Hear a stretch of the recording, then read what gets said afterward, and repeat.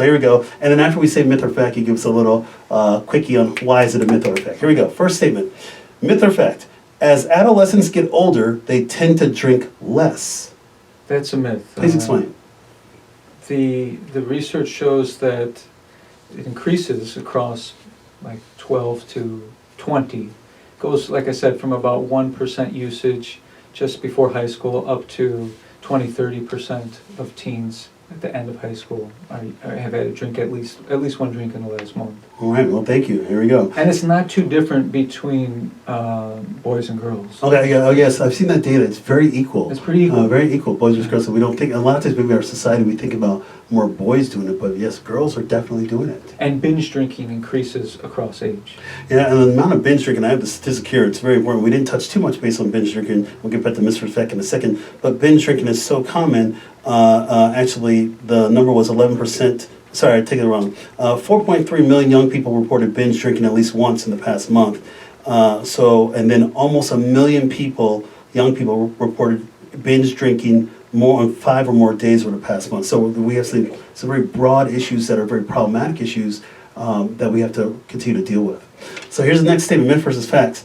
I'm going to give this one to Todd, too. Here you go. I like this one. Here you go. Myth or fact? More adolescents use alcohol than cigarettes or marijuana. I probably could have taken that one. That's true. That's true. Yeah. I agree that the numbers are pervasive, and you said at the beginning that youth account for a greater amount of alcohol consumption in this country as well, too. And you said about 20% or so of youth, 12 to 20 youths have reported alcohol use of at least on one occasion in the last month. Yeah, and I would say about 60% of all 18-year-olds have used alcohol by that time. All right, thank you. Here's a statement, myth or fact. I'm going to take this one. It is quite hard, here's the easy one. It is quite hard for youth to access alcohol. That is a myth. And I'm going to call that a triple myth. It is quite easy. I gave the story about going to my first teenage party as a freshman. There was alcohol there. And so alcohol is pervasive. It's very easy for youth to access alcohol. We need to talk about better ways to curb access if we're going to impart more change. Here we go. Myth or fact.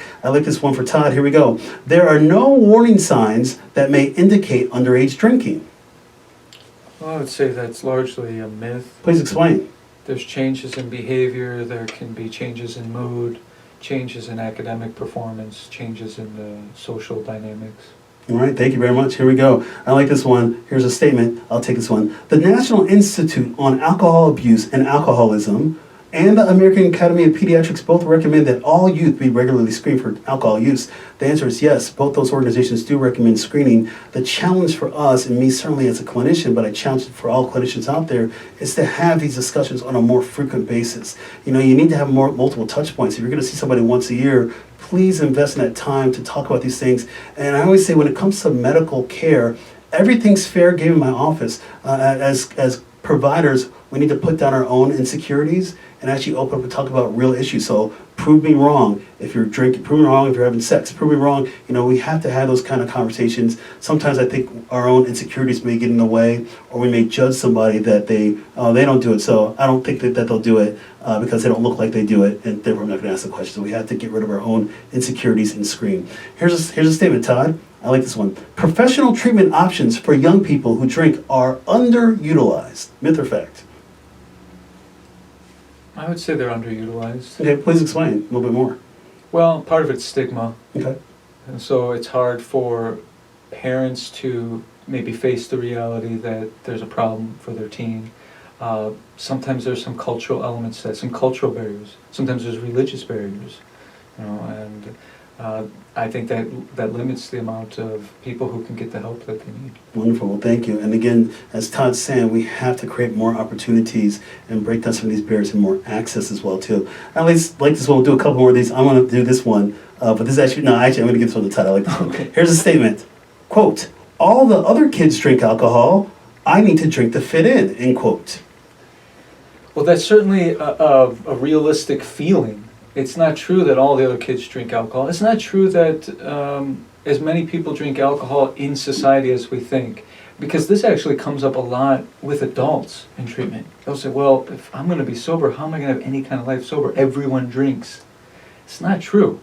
I want to say something like 34% of adults do not use any substances at all, not even like New Year's or a wedding, or, not at all. Wow. And that's hard for a lot of people to believe in treatment, and it's hard for students too, because sometimes that is the entire social circle, and that is the connection, is using, and it's a way in to socialization. Wonderful. We'll do one more. I'm going to give this one to you as well, too. Here we go, Todd. Here's a statement. Last statement on myths versus facts. I love this. A young person's brain and body are still growing. Drinking alcohol can cause learning problems or lead to adult alcoholism. Myth or fact? That's a fact. The brain's still developing. But here's something that Please. may not easily be realized, that not only is the brain still developing, but identity is developing.